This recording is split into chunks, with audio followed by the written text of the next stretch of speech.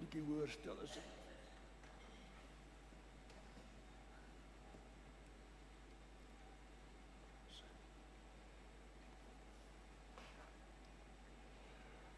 Nou ja, baie dankie dat julle my weer eens uitgenooi het. Hierdie keer was ek 'n uur voor die tyd hier. Was nie weer laat nie. Ons lees saam vanmôre uit Genesis 50 en ons lees daar van vers 15 af tot 21.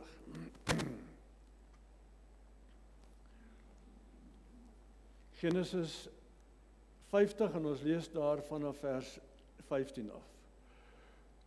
Toe die broers van Josef sien dat hul vader dood was, het hulle gesê, sê nou Josef gaan ons as vyande behandel en hy gaan ons werklik vergelde al die kwaad wat ons aan hom aangedoen het. Daarom het hulle hierdie boodskap na Josef gestuur. Die vader het voor sy dood bevel gegee met hierdie woorde. So moet julle vir Josef sê, ag, vergewe tog die oortreding van jou broers en hulle sonde, want hulle het jou kwaad aangedoen, maar nou vergewe tog die oortreding van ons wat die God van u vader dien. En Josef het geween toe hulle met hom spreek. En sy broers het ook self gegaan en voor hom neergeval en gesê, kyk, ons is u slawe. Maar Josef het hulle geantwoord en gesê, moenie bevrees wees nie, want ek is in die plek van God. Want julle het wel kwaad teen my bedink, maar God het dit ten goeie gedink om te doen soos dit vandag is, om 'n groot volk in die lewe te hou. Wees dan nou nie bevrees nie. Ek sal julle en julle kinders onderhou, so het hy hulle dan getroos en alle harte gespreek. Ons lees net tot sover. Ons buig ons hoofde, dan bid ons saam. Here, ons kom vanmôre na u toe om u te aanbid. En u op so 'n manier te aanbid en u gees op so 'n manier aan te roep, dat dit wat oor ons vanmôre, die tema wat ons vanmôre oor gaan praat, dat dit vir ons elkeen iets sal beteken. Jy weet, hier is nie 'n ingewikkelde boodskap nie, dis nie 'n moeilike onderwerp nie. Dis 'n realiteit in baie van ons algemene mense se lewens. Baie min van ons het 'n gladde lewenswandel. Daarom kom ons nou na u toe, Here, en ons bid en ons pleit by u. En ons dank u dat u beloof het, dat waar 2 of 3 in u naam vergader, daar is u in ons midde. En ek dank u dat u hier is. Amen. Die tema wat ek gekies het om vanmôre oor te praat is, wanneer jou boom uitval. Nou, jy weet, dit gaan oor wanneer jou boom uitval is byvoorbeeld wanneer 'n skielike ramp oor jou lewe kom. En wat se onderbou het jy in jou geestelike lewe om daardie onderbou, om daardie ramp te kan verwerk en te kan oorwin, as ek dit so kan stel, en deur te werk. Ek het hier 'n paar ramptonele het ek afgeskryf. Maar weet julle wat vir my kommerwekkend was in ons omgewing, in ons dorp, so 'n week en 'n half gelede, 'n baie bekende besigheidsman, 'n baie welaf wat ek baie goed geken het eintlik, het net by 'n punt gekom wat hy gesê het, ek kan nie aangaan nie. Mens weet nie wat gebeur het nie. Maar dit is waaroor hierdie tema van hierdie boodskap hier vanoggend gaan. Wanneer jou boom uitval, wanneer jy by 'n punt gekom het wat jy geen lig meer sien nie en sê dit is die einde, en hierdie besigheidsman het gegaan, eers sy vrou geskiet, sy seun gebel en gesê, ek het dit nou gedoen, ons is klaar, ek is moeg, ek groet jou in die volgende oomblik, toe skiet hy homself. Nou, dis nie 'n uitsonderlike geval nie. Ek het agterna daaraan gedink, weet jy dat net die afgelope 6 maande in ons omgewing, wat 'n klein gemeenskapie is, is daar 3 dubbele selfmoorde gepleeg op hierdie manier. En wat my gepla het toe ek dit hoor, jy weet, dat ek het vir myself gesê, waar is die mense wat die naaste aan hierdie mense was? Wat hierdie tendens raak gesien het, wat is besig om te gebeur, en niemand het gewaarsku nie, niemand het gepraat nie, niemand het gesê, ek sien hier is 'n probleem, kom ons help nie. Ek sê, wanneer 'n skielike ramp oor ons kom, soos byvoorbeeld 'n motorongeluk. Dit is asof jy nie wil hê dit moet gebeur nie. Hoekom het dit nou met my gebeur? Ek wil dit nie so hê nie. Dominee Harry, ons dominee daar, ry 'n week gelede in Bloemfontein in 'n wolk breek sak oor Bloemfontein uit. En hy sê hy draai op in 'n straat en die volgende oomblik kom 'n stroom water van voor af en dit stroom oor sy kar. En sy kar se engine seize, hy slaan vas en daar sit hy. Hoeveel keer gebeur dit met ons dat so 'n tipe ramp jou tref? Hoekom? Hoekom, Here, hoekom gebeur dit? Ons gaan baie keer deur 'n bitter egskeiding en ons vra baie vrae. Ons wil dit nie so gehad het nie. Ons kry 'n skok oor ons gesondheid. Ons ontdek ons het pankreaskanker of ons het hierdie tipe siekte. En skielik gaan die rooi ligte aan.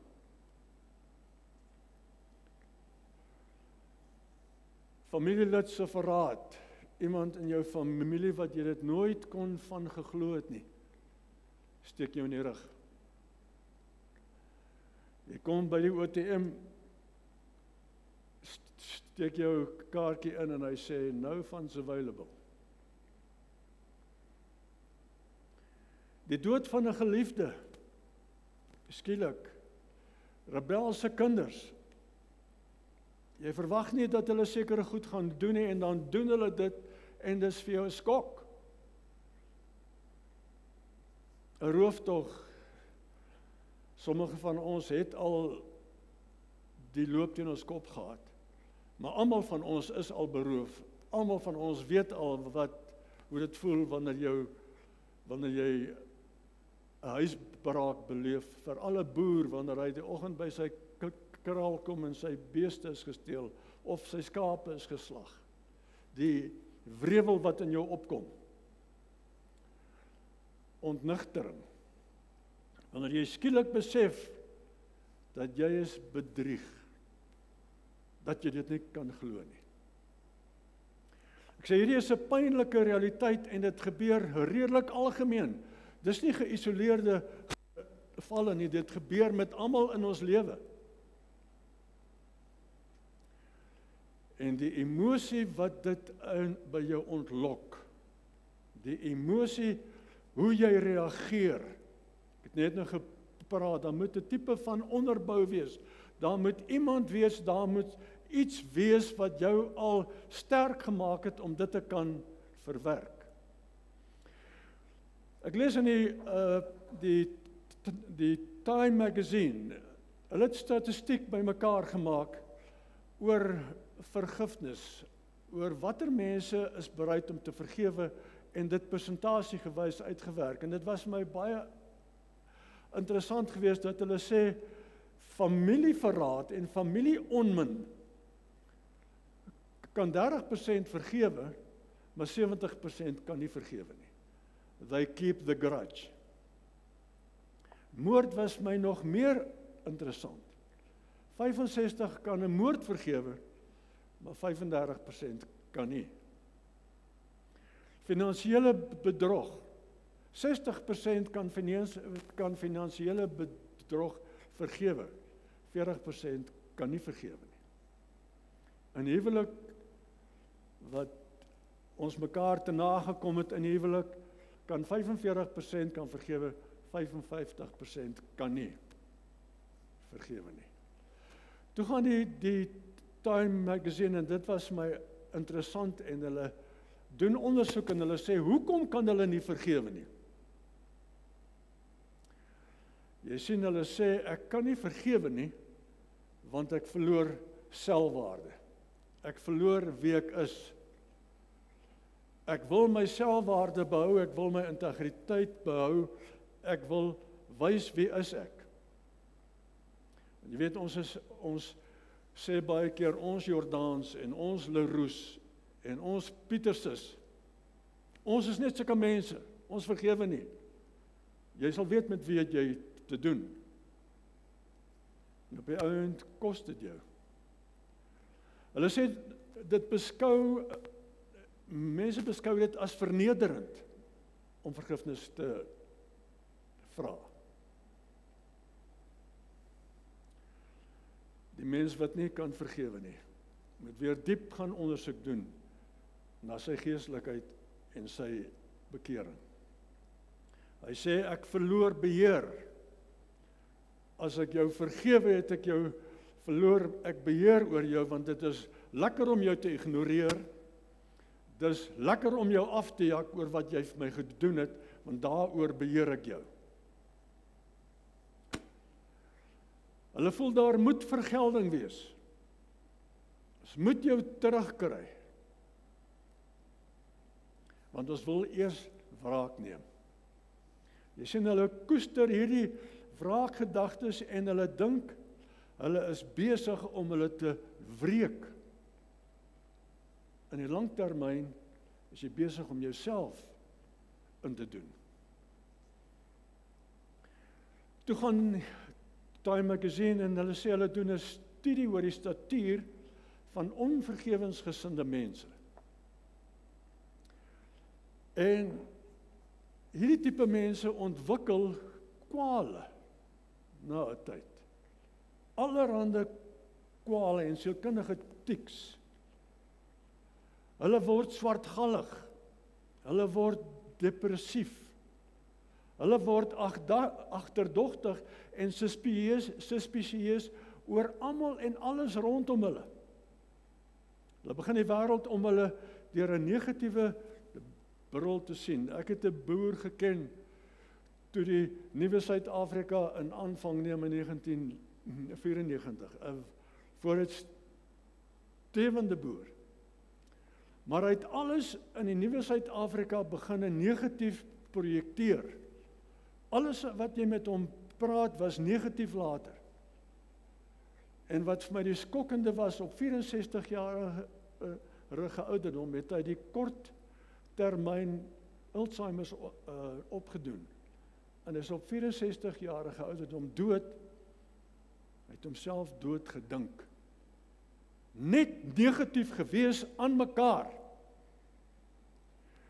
En dit pla my altyd as ek aan hierdie goed dink, dat ek sê vir myself, Dominee, waar was die boodskap wat hierdie mense moes hoor, dat wanneer hierdie rampe hulle tref, dat hulle dit kan verwerk en kan deurstaan en kan oorwin.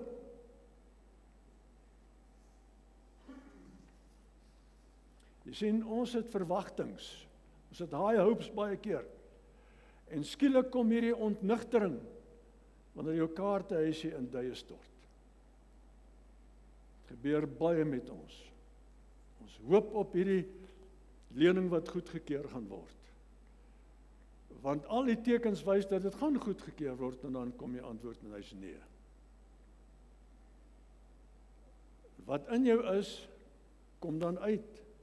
En dit wys wat in jou is, en wie blameer jy dan? Niks gebeur per toeval nie. Alles wat in die lewe met 'n mens gebeur, sê ek, het 'n aanloop tot daardie ontnigtering.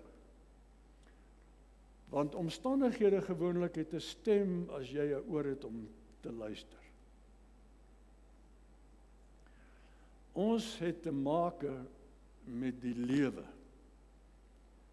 En op 'n stadium moet ons begin leer om emosioneel intelligent te word en jouself te leer ken.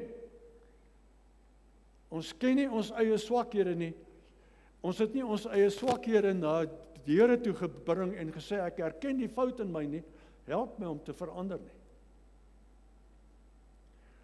Die tekens is baie keer duidelik wat gaan gebeur, maar ons verkies om dit te ignoreer. In die COVID-tyd, onthou ek, het ek in die omgewing wat ek bly, was daar 'n groep gewees wat al die nadele van wat die COVID aan 'n mens gaan doen en wat gaan gebeur begin verduidelik. En daar was 'n paar mense op daai groep wat op 'n stadium gesê het, hou net op. Ons wil nie hoor wat die gevolge van dit kan wees nie. Ons wil nie uit ons gemaksone uitgeruk word nie. Ons wil graag bly soos ons is. Ons wil nie verander nie. Laat my altyd dink soos 'n brug in 'n pad wat weggespoel het. En daar's iemand wat skreeu en sê, wow, die brug het weggespoel. Maar ons ry net aan, want ons wil nie nou geontwrig word nie. Jy sien, ons is geneig om te hoop, en dan word ons hoop verydel. Maar dan gebeur dit wat ons nie verwag nie, en die mat word onder ons uitgeruk. My ou moeder het altyd gesê, by the time it reaches you, it's God's will for you. Wanneer hierdie ding met jou gebeur, is dit 'n teken dat daar is 'n liefdessambok wat na jou toe kom en sê, ek het 'n plan met jou lewe. Ek mis jou. Jy sien, en wanneer daardie ramp jou tref, noem ek dit, het God 'n plan met jou lewe en wil hy jou graag op 'n kursus stuur. En hierdie kursusse is baie keer 'n geforseerde kursus. En ek sê bitter baie hang van jou keuse af. Of jy bereid gaan wees om hierdie keuse te maak. Dit is baie keer makliker om nie aan jouself te werk nie. Baie keer makliker om die sielkundige te gaan sien, sodat hy jou sagkens kan mesmerise en jou feitelike situasie wat jy moet hanteer, te override, en sodat jy dit vat, maar niks gebeur in jou binneste nie. Josef het besluit om hierdie kursus te loop. Saul het besluit om hierdie kursus nie te loop nie, met verwoestende gevolge. Hy het op die ou end in sy eie swaard moes val. Ons ly as gevolg van ons eie toedoen. Ons saai wat ons maai. En dit het baie keer dramatiese gevolge en ontwrigtende gevolge. Josef het baie traumas gehad, want Josef was 'n bederfde seentjie. En ou Jakob het baie daarmee te doen gehad. Ons weet van die kleed, die Josef kleed wat hy vir hom gemaak het. 'n Mooi kleed, en Jakob het by Rachel, dink ek, het hy 10 seuns gehad, en by Lea het hy vir Josef en Benjamin gehad. Josef was die jongste. En nou Jakob dra baie skuld aan Josef se arrogantheid. Want Josef was 'n intelligente jong mannetjie. En die wetenskap leer vir ons dat as jy 'n goeie verbeelding het en jy's verbeeldingryk, is jy van 'n redelike hoë intellek en het jy leierseienskappe. Weet jy hoe om mense te bestuur? Hy was bewus daarvan. En hy het hierdie drome wat hy gehad het vir sy broers vertel, en natuurlik was hy beterweterig om die manier waarop hulle werk en hulle dinge doen te vertel hoe moet dit gedoen word. En natuurlik hulle gramskap op die hals haal. Ek sê, Josef was 'n dromer, goed ontwikkelde verbeelding gehad. Dit spreek van 'n hoë intellek. Maar hy het nie besef, hy's besig om jaloesie te kweek nie. Josef se skokkende traumas begin toe sy pa hom stuur om vir sy broer se piknikmandjie te vat. Hulle gooi hom in 'n put. Iets wat hy glad nie wou gehad het nie. Ek is dan hierdie, as ek dit so kan stel, smart man, hierdie intelligente man.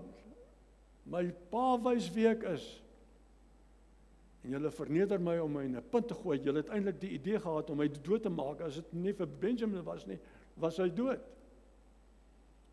Besluit te verkoop hom aan 'n handelaar. So beland hy in Potifar se huis. In die tussentyd het daar sekere goed in Josef se lewe begin gebeur. Al hierdie goed het hy begin besef, daar's iets in my lewe verkeerd. Potifar se vrou het dit duidelik uitgewys. Hy het nie gesoog nie, hy het gevlug. Iets het begin werk in die bodem van Josef wat uitgeval het. En hy het dit tot sy positiewe begin werk. Here, wat is verkeerd met my? Hoekom laat U dit toe? En dan begin die Here vir jou te wys. 'n Paar dingetjies wat my pla. Ek wil jou graag gebruik, maar daar's 'n paar foute in jou mondering. En dan was daar 'n paar kursusse wat die Here vir ou Josef opgestuur het. Wat hy maar moes Hy moes dit weer oorskryf, hy moes die kursus weer loop. Want toe die skinker, hy word toegesluit, toe die skinker uitgaan, toe sê hy, onthou my asseblief. Sy geloof het bietjie getaan. En eers 2 jaar daarna, toe skrik die skinker wakker, en sê, oom, ek onthou, daar's 'n ou wat saam met my in die selle was, wat drome kan uitlê. Daardie kursus het vir Josef 2 jaar geneem, net dat hy gesê het, dink tog ook aan my, in plaas van Here, dink aan my. Ons is so bereid om na mense toe te gaan, in plaas van na God toe. Ons is so bereid om ons saak aan mense te verduidelik, en ons eie planne te maak. Hulle sê, wanneer jy in hierdie stryd is, wanneer jy bereid is om na die Here toe te gaan, en te sê, hoe nou gemaak, is 99% van daardie oorlog wat jy in is, om te wag, om aktief te wag. Hoe wag jy aktief? Jy gaan aan met jou daaglikse werk, maar jy's voortdurend in kontak met die Here. Jy doen Bybelstudie, jy lees op oor wat met jou besig is om te gebeur, en in die tussentyd is jy besig om karakter te bou. Want dit verg karakter om 'n getuienis te kan gee. Dit verg karakter om op 'n stadium, wanneer daar sulke dinamiese situasies gebeur, dat jy jou hand opsteek en sê, ek moet iets vir jou sê, ek het iets vir jou te sê. Jy is besig om jou lewe te verwoes, jy is op 'n gevaarlike pad. Dit maak ons nie altyd gewild nie, maar jy red dalk 'n lewe. Jy sien, dit is 'n kwessie van, wanneer daai trauma jou tref, uithou en aanhou. In die geloofswêreld sê ons, jy hou uit deur geloof, jy hou uit deur kontak met God te hê, en jy begin eerstens, God kan jou nie hoor, die Bybel sê uitdruklik, 'n sondaar se gebed word nie verhoor nie. Jy begin eers, is daar iets verkeerd met my? Wat 'n sonde het ek bely? En gewoonlik is dit so, né? Jou gewete kla jou onmiddellik aan as daar iets gebeur het. As jy skielik jou duim raak slaan, onthou jy, is omdat ek dit gedoen het. Maar wanneer hierdie groot ramp jou tref, ek onthou 'n boer in Zastron se wêreld, 'n vuur kom oor die berg, 200 skape brand dood. Sê, ek weet nou hoekom dit gebeur. ek het my skoonsister sleg gesê. Restituisie gaan doen. Hoe hard moet die Here partykeer met ons praat, terwyl ons hierdie onnodige rampe kon vermy het? Die Here doen dit uit liefde uit baie keer. Josef het nie besef, hy is nie so smart soos wat hy gedink het hy is nie.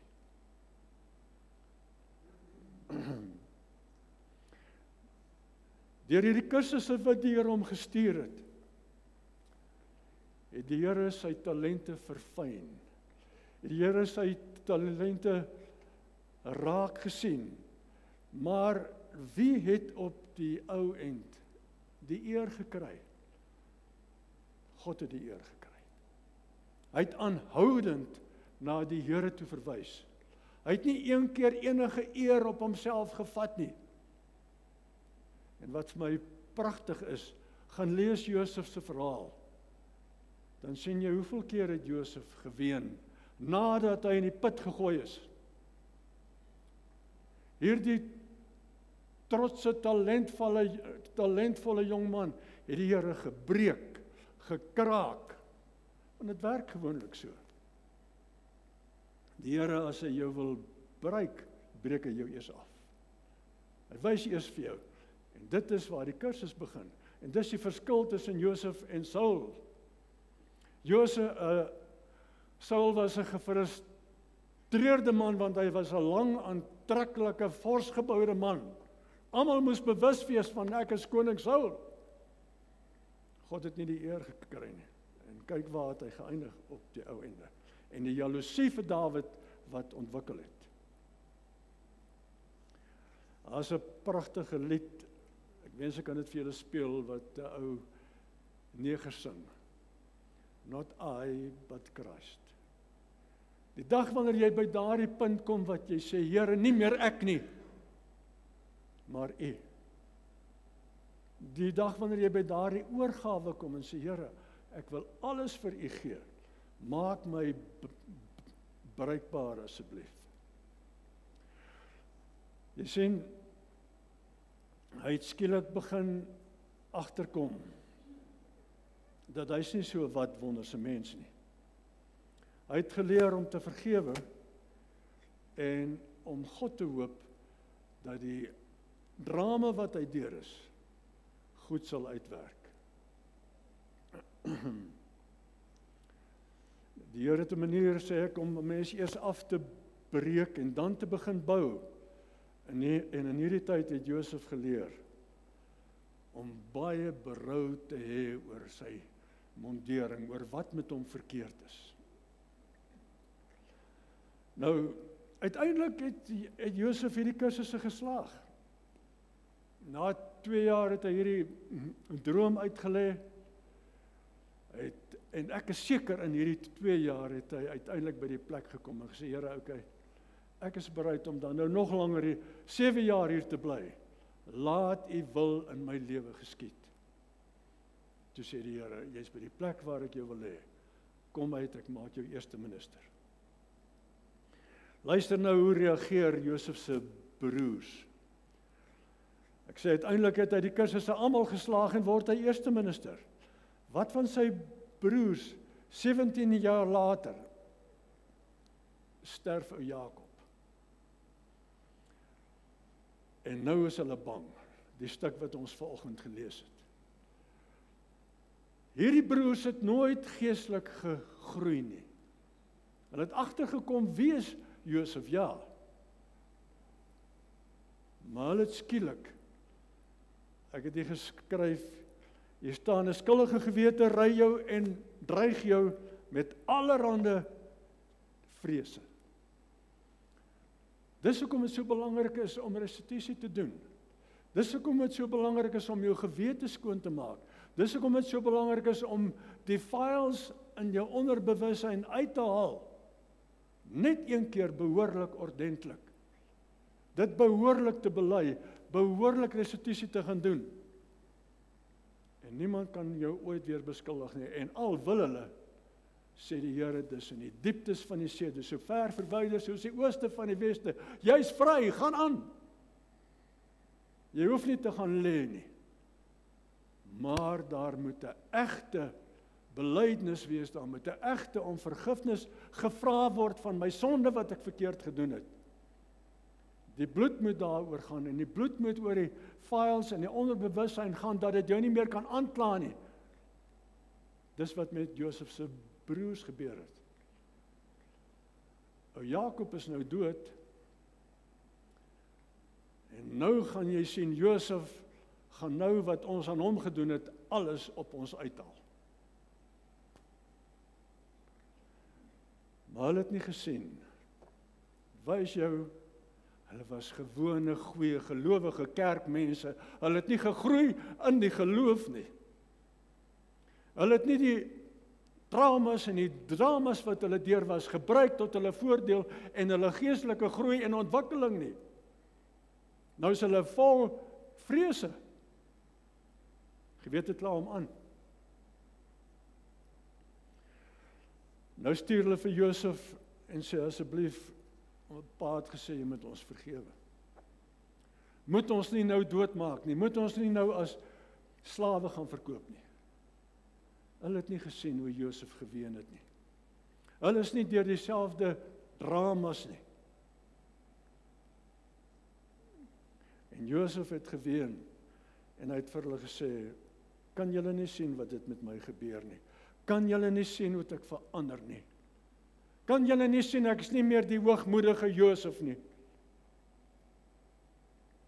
Iemand wat waarlik die geskenk van bekering ontvang het, voeg waarde daartoe by, omdat hy op sy knieë en deur elke mislukking in sy lewe en elke teenkanting in sy lewe en elke ramp in sy lewe is 'n stapie nader aan die Here. Gaan vorentoe.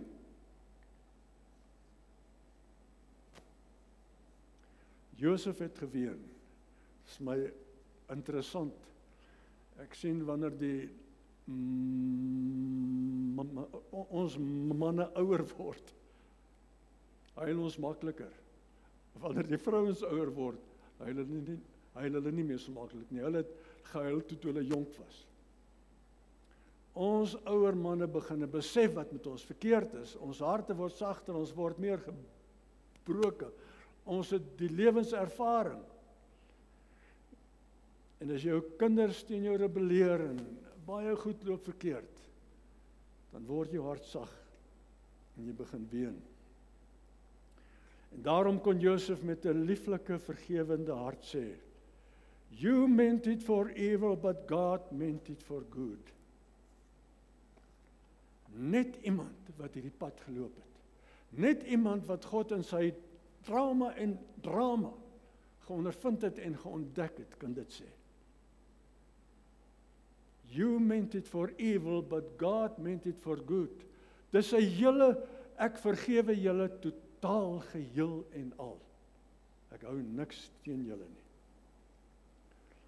In Jakobus hoofstuk 4 sê hy, waar vandaan kom oorloë, twiste onder julle? Waar vandaan kom vegterye onder julle? Is dit nie van julle welliste nie? Is dit nie uit julle eie geregtighede wat 'n stryd voer in julle binneste nie? En dan skielik kom hierdie drama by jou. Want jy verdedig jou eie welliste, jou eie geregtigheid verdedig jy, en jou boom val uit, want jy weet nie hoe om dit te verwerk nie. En dan doen jy hierdie verskriklike ding, asof God nie bestaan nie, en asof jy die reg het op jou eie lewe. Daar is 'n 50-20 wet. 'n Genesis 50-20 wet. En as jy die kursus begin loop, gebruik die Here jou foute, jou sonde, jou eie verwaandheid, jou misverstande, jou mislukkings, jou rampe, jou ontnigterings, jou verraad, en word jou kwaad ten goeie deur God gebruik om van jou 'n bruikbare mens te maak, as jy dit toelaat.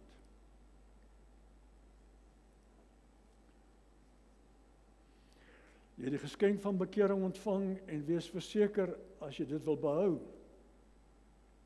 Gaan die Here jou op 'n hele paar kursusse stuur om waarde by daardie geskenk te voeg. Niemand red die Here. Niemand kom tot bekering net om hemel toe te gaan en dat jy net met jou gewone lewe kan aangaan nie. Niks gebeur in jou lewe en veral nie as jy 'n ware Christen is nie, sonder 'n doel nie, sonder 'n plan wat die Here daarmee het nie. Jy sien, as jy hierdie kursusse begin slaag, dan kom daar 'n verandering in jou statuur. Die blik in jou oë word sagter. Die venyn in jou woorde verdwyn en jy kies jou woorde en jy weet wanneer om stil te bly. Maar daar kom 'n effek van 'n beginselvasheid wat 'n dapperheid in jou skep en dit is wat ware bekering tot gevolg het. Omdat dit gaan nie meer oor my nie, dit gaan oor die saak waarvoor jy staan. Romeine 28 vers 8 sê, en ons weet dat vir hulle wat God liefhet, alles ten goeie meewerk. Partykeer voel dit nie vir ons so nie. Alles ten goeie meewerk om vir hulle wat na sy voorneme geroep is. Dit klink asof die Here hier 'n uitsondering maak. Asof hy sê, nie almal is na sy voorneme geroep nie. As jy God waarlik liefhet, as jy deur hierdie trauma gaan, as jy deur hierdie bekeringsprosesse gaan, as jy deur hierdie groei in heiligheid gaan, as jy hierdie dieper lewe deelagtig word, is dit vir jou? Is jy geroep na God se voorneme?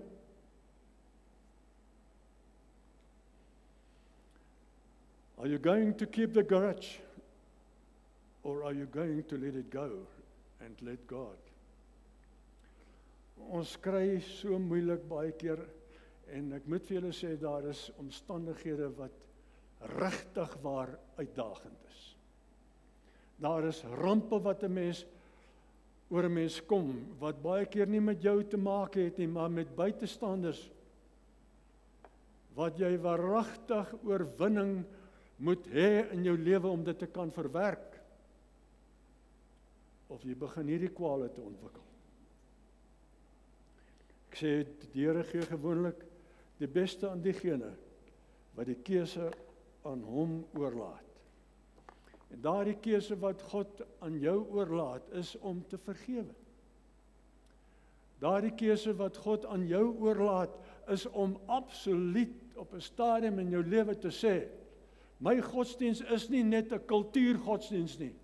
My godsdiens is deel van wat ek op my knieë ontvang het, toe ek Jesus as my saligmaker aangeneem het. My godsdiens het vir my 'n werklikheid geword. En ek kan nie anders nie, want daar's 'n vuurtjie wat begin brand het, en hy brand al hoe sterker. Wanneer jy hierdie dramas in jou lewe begin verwerk, en wanneer God jou begin pynig en jy begin ween, waarom Here, dan sal hy jou gou wys. Ons moet introspeksie doen baie keer, maar oppas, introspeksie moet een keer deeglik gedoen word. As dit nie deeglik gedoen word nie, gebruik die duiwel dit om jou onder 'n dwang te hou. Want daai dag wanneer jy regtig waar daardie sonde, daar's verskillende tipe sonde, daar's dade van sonde en daar's karaktersondes wat bly terugkom, soos meer, soos hoogmoed, soos jaloesie. Van daardie sondes moet ons verlossing kry. En die beskuldiging wat die duiwel na ons toe bring om te sê, hoor hier, onthou jy dit? Kan jy sê, daar was 'n dag wat ek weet dat die Here my vergewe het, weg is jy Satan. Vir my is dit so belangrik om te weet dat ons nie net Christene is nie.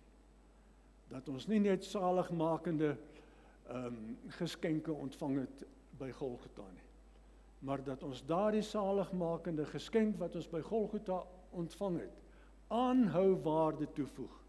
En al lyk dit baie keer asof ons negatief groei, is dit hoe die Here jou gebruik om jou uiteindelik weer op te hef. Amen. Kom ons buig ons hoofde. Here, ek dank U vanmôre dat ons in hierdie manier na U toe kan kom. En dat ons hierdie teks kan gebruik, dat U dit ten goeie bedoel. Al het die wêreld en die omstandighede dit bedoel om ons af te breek, U gebruik dit ten goeie.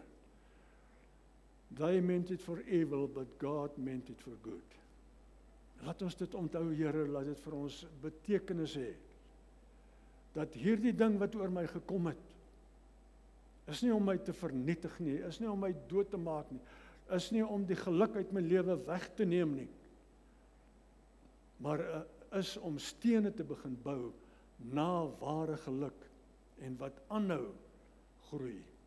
Ons dankie dat dit so is en dat ons vanmôre hierdie in ons harte met ons kan saamneem.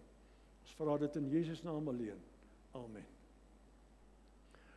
Baie dankie, ons sing nou Halleluja 106, die Here kom om middernag. Kom ons staan weer as ons dit sing.